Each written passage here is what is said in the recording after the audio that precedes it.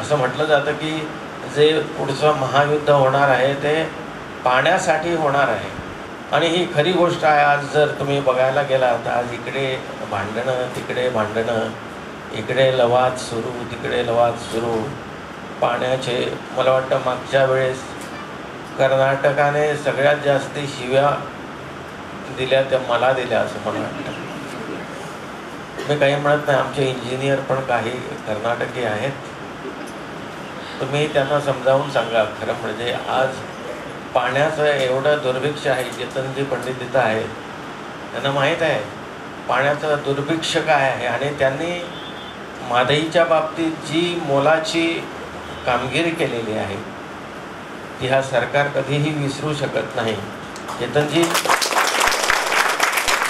त्याचप्रमाणे आम्ही एक प्रार्थना करतो परमेश्वराकडे की परमेश्वराने आम्हाला एक न्याय द्यावा या पाण्याच्या बाबतीत. जे लवाद चालू आहे, मादई लवाद, चेतनजींना सर्व माहीत आहे, आमचे मुख्य अभियंते आहेत, त्यांचंही स्टेटमेंट रेकॉर्ड केलेलं आहे, सगळ्यांचं स्टेटमेंट रेकॉर्ड झालेलं आहे आणि परमेश्वराने आम्हाला या केसमध्ये यश देवो. कारण तिथल्या जजना सुद्धा माहीत आहे की काय प्रकरण आहे ते आणि त्यांनाही सॉफ्ट करणार आहेत गोव्याबद्दल की आम्ही पूर्णतः त्या मादईच्या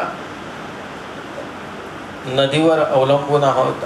आम्हीच नव्हे तर वन्य प्राणी सर्व काही.